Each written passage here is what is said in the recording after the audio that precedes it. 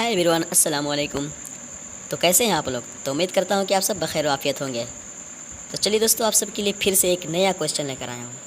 ठीक है, नया क्वेश्चन लेकर आया हूं जो कि ये तमाम के तमाम सवालात क्लास 10th में उसके एग्ज़ाम में उर्दू से रिलेटेड जो सवालात किए गए थे वो तमाम के तमाम ये सवालात पूछे गए हैं।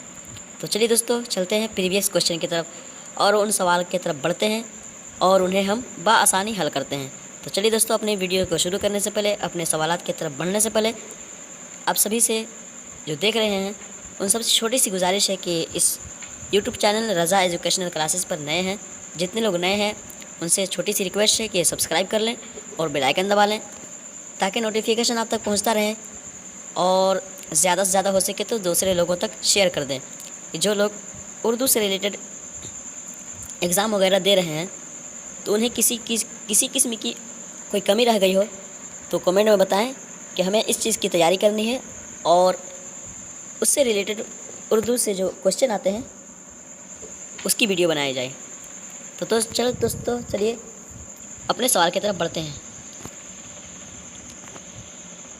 पिछले चैप्टर में हम 45 क्वेश्चन हल कर चुके थे। अब यहाँ से हम 46 से क्वेश्चन नंबर 46 से शुरू करेंगे। क्वेश्चन नंबर 46 में पूछा जा रहा है वो लफ्ज़ जिसके कुछ माना हो उसे क्या कहते हैं। ठीक है, क्वेश्चन नंबर 46 में पूछा जा रहा है कि वो लफ्ज़ जिसके कुछ माना हो उसे क्या कहते हैं। ऑप्शन ए इसमें आम, कलमा, ऑप्शन सी मुहम्मल, ऑप्शन डी इसमें। तो दोस्तों सवाल नंबर 46 का हमारा बिल्कुल सही जवाब जो होगा कि वो लफ्ज़ जिसके कुछ माना हो, यानी कि जिससे कुछ माना निकलते हो, उसका हमारा बिल्कुल सही जवाब जो होगा तो हमारा ऑप्शन बी बिल्कुल सही जवाब हो जाएगा सवाल नंबर 46 का। चलिए सवाल नंबर 47 को देखते हैं। सवाल नंबर 47 में पूछा जा रहा है कलमा की तीसरी किस्म कौन सी है। कलमा की तीसरी किस्म कौन सी, यानी कलमा की 3 किस्में हैं तो उसमें एक तीसरी किस्म कौन सी है। ए इसम, ऑप्शन बी हर्फ, ऑप्शन सी ज़मीर, डी फेल।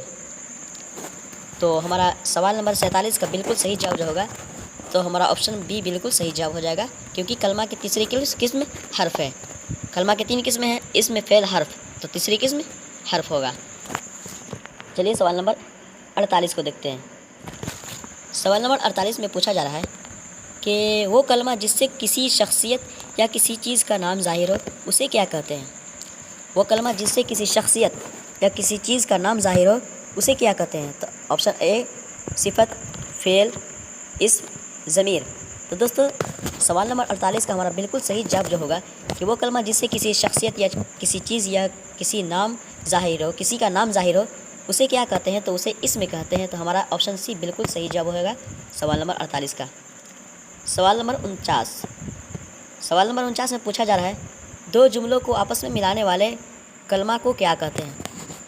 दो जुमलों को आपस में मिलाने वाले को क्या कहते हैं, उस कलमे को क्या कहते हैं। ऑप्शन ए हर्फ, बा fail, option B fail, option C ज़मीर, ऑप्शन सी सिफत।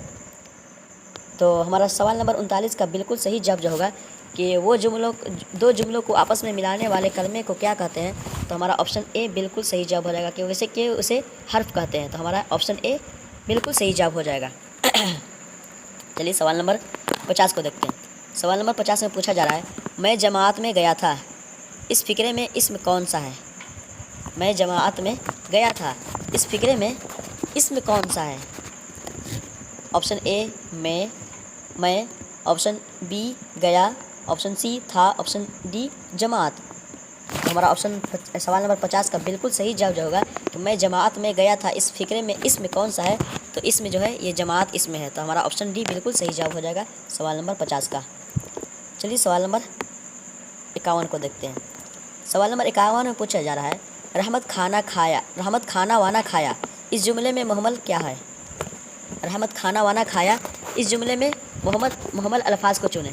ऑप्शन ए वाना, ऑप्शन बी खाना, ऑप्शन सी खाया, ऑप्शन डी रहमत। तो दोस्तों सवाल नंबर 51 का हमारा बिल्कुल सही जवाब जो होगा कि रहमत खाना वाना खाया, इस जुमले में मुहम्मल क्या है, यानी कि वो लफ्ज़ बताइए जिससे किसी चीज़ के बारे में पता नहीं चल रहा हो, जिससे किसी चीज़ का माना समझ में ना रहा हो। تو ہمارا آپشن اے بالکل صحیح جواب ہو جائے گا، کیونکہ وانا جو ہے یہ اس میں محمل ہے، وانا مطلب کچھ ہوتا ہی نہیں ہے، لوگ اسی طرح بگاڑ دیتے ہیں، تو وانا کا مطلب کچھ ہوتا ہی نہیں، تو اسے اس میں محمل کہیں گے، تو ہمارا آپشن اے بالکل صحیح جواب ہو جائے گا۔ چلیے سوال نمبر 52 کو دیکھتے ہیں۔ سوال نمبر 52 میں پوچھا جا رہا ہے وہ کلمہ جس سے کسی کام کا ہونا معلوم ہو اسے کیا کہتے ہیں؟ آپشن اے صفت، بی ضمیر، سی فعل، ڈی اسم۔ تو ساتھیوں سوال نمبر 52 جو ہے بہت ہی آسان ہے، یہ تمام کے تمام سوالات آسان ہی ہوتے ہیں، ٹھیک ہے۔ میٹرک انٹر ایگزام میں جو پوچھے جاتے ہیں تمام کے تمام ایزی سوال ہوتے ہیں، بآسانی ہم حل کر سکتے ہیں اگر ہم زور و شور سے محنت کریں، ذہن لگا کر محنت کریں تو ہمارا سوال نمبر 52 کا جو پوچھا گیا کہ وہ کلمہ جس سے کسی کام کا ہونا یا کرنا معلوم ہو اسے کیا کہتے ہیں؟ تو اسے فعل کہتے ہیں۔ کسی کام کا کرنا یا ہونا معلوم ہو اسے فعل کہتے ہیں، تو ہمارا آپشن سی بالکل صحیح جواب ہوگا سوال نمبر 52 کا۔ چلیے سوال نمبر 53 کو دیکھتے ہیں۔ سوال نمبر 53 میں پوچھا جا رہا ہے خط کی جمع کیا آئے گا؟ منتخب کریں۔ خطوں، خطوط، خطائط، option D none of these. تو سوال نمبر 53 کا ہمارا بالکل صحیح جواب جو ہوگا کہ خط کی جمع کیا آئے گا؟ تو خط کی جمع جو ہوتی ہے وہ خطوط ہوتے ہیں، ٹھیک ہے، خطائط نہیں بلکہ خطوط ہوتی ہے، تو ہمارا آپشن بی بالکل صحیح جواب ہو جائے گا۔ چلیے سوال نمبر 54 کو دیکھتے ہیں۔ سوال نمبر 54 میں پوچھا جا رہا ہے کہ نگار عظیم کے دوسرے افسانوی مجموعے کا نام کیا ہے؟ نگار عظیم کے دوسرے افسانوی مجموعے کا نام کیا ہے؟ Option A Gahan, option B Bhabhi Jaan, option C Aashiana, option D Ghubar Khatir. تو ہمارا سوال نمبر 54 کا بالکل صحیح جواب جو ہوگا کہ نگار عظیم کے دوسرے افسانوی مجموعے کا نام کیا ہے؟ تو ان کے دوسرے مجموعے کا نام کیا ہے؟ تو ان کے دوسرے مجموعے کا نام گہن ہے، ٹھیک ہے، گہن۔ تو ہمارا آپشن اے بالکل صحیح جواب ہو جائے گا۔ چلیے سوال نمبر 55 کو دیکھتے ہیں۔ سوال نمبر 55 میں پوچھا جا رہا ہے کہ مرزا شوق کی مثنوی کا نام منتخب کریں۔ مرزا شوق کی مثنوی کا نام منتخب کریں، مثنوی کا نام۔ آپشن اے پھول بن، سحر البیان، فریب عشق، آب حیات۔ تو ساتھیوں سوال نمبر 55 کا ہمارا بالکل صحیح جواب جو ہوگا کہ مرزا شوق کی مثنوی کا نام بتائیں کہ مرزا شوق کی مثنوی کون سی ہے؟ تو فریب عشق جو ہے یہ مرزا شوق کی مثنوی ہے، تو ہمارا آپشن سی بالکل صحیح جواب ہو جائے گا سوال نمبر 55 کا۔ چلیے سوال نمبر 56 کو دیکھتے ہیں۔ سوال نمبر 56 میں پوچھا جا رہا ہے آریہ بھٹ نے اپنا تجربہ گاہ کہاں قائم کی؟ آریہ بھٹ جو تھے وہ اپنا تجربہ گاہ کہاں قائم کیے تھے؟ Option A Khagaul, option B Gaya, option C Patna, option D Telangana. تو ہمارا سوال نمبر 56 کا بالکل صحیح جواب جو ہونے والا ہے وہ تلنگانہ میں وہ قائم کیے تھے، اپنا تجربہ گاہ جو تھا وہ آریہ بھٹ جو تھے وہ اپنا تجربہ گاہ تلنگانہ میں قائم کیے تھے، تو ہمارا آپشن ڈی بالکل صحیح جواب ہو جائے گا۔ چلیے سوال نمبر 57 کو دیکھتے ہیں۔ سوال نمبر 57 میں پوچھا جا رہا ہے تاج محل کس بادشاہ نے تعمیر کرائی تھی؟ یہ بہت ہی آسان سوال ہے، امید کرتا ہوں کہ آپ سب کے ذہن میں اس سوال کا جواب ضرور آتا ہوگا کہ تاج محل کس بادشاہ نے تعمیر کرائی تھی؟ بابر نے، ہمایوں نے، اکبر نے، شاہ جہاں نے؟ تو دوستو آپ کو پتہ ہونا چاہیے کہ سوال نمبر 57 کا جو بالکل صحیح جواب جو ہوگا کہ کس بادشاہ نے تاج محل کی تعمیر کرائی تھی؟ تو یہ شاہ جہاں جو تھے، یہ ممتاز محل جو تھیں ان کے اہلیہ انہی کی یادگار میں یہ بنائے تھے، تو ہمارا آپشن ڈی بالکل صحیح جواب ہو جائے گا سوال نمبر 57 کا۔ چلیے سوال نمبر 58 کو دیکھتے ہیں۔ سوال نمبر 58 میں پوچھا جا رہا ہے شاہین ذہین لڑکا ہے، اس میں ذہین کیا ہے؟ شاہین ذہین لڑکا ہے تو اس میں ذہین کیا ہے؟ ذہین مطلب کیا چیز کہا جا رہا ہے؟ ذہین کیا ہے؟ ذہین کو کیا کہیں گے؟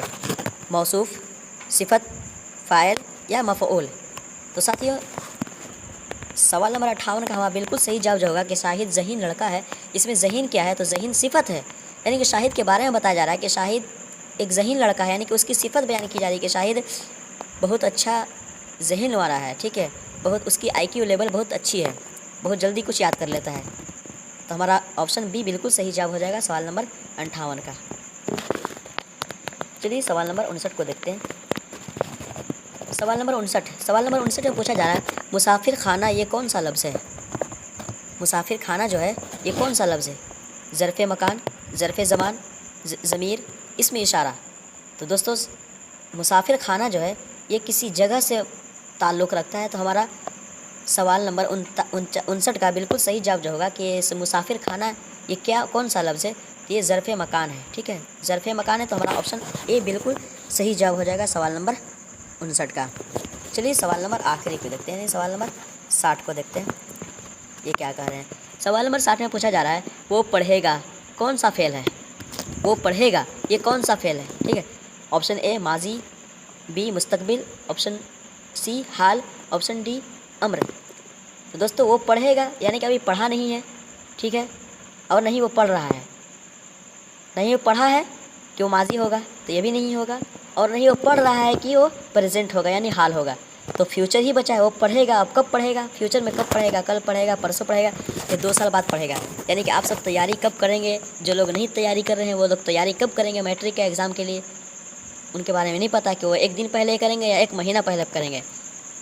تو ہمارا یہ پڑھے گا جو کہہ رہا ہے یہ مستقبل سے ریلیٹڈ ہے، ٹھیک ہے، ہمارا آپشن بی بالکل صحیح جواب ہو جائے گا سوال نمبر 60 کا، یعنی کہ یہ فیوچر میں بول رہا ہے، ٹھیک ہے، پریزنٹ میں نہیں، فیوچر میں، تو ہمارا آپشن بی بالکل صحیح جواب ہو جائے گا۔ چلیے دوستو، آپ سب کے لیے اتنا ہی کویشچن لائے تھے، جو کہ یہ تمام کے تمام سوالات پوچھے جا چکے ہیں، ٹھیک ہے۔ چھوٹی سی گزارش کروں گا کہ جو لوگ ابھی تک سبسکرائب نہ کیے ہیں سبسکرائب کر لیں اور بیل آئیکن دبا لیں، ٹھیک ہے۔ تھینک یو سو مچ، اللہ حافظ۔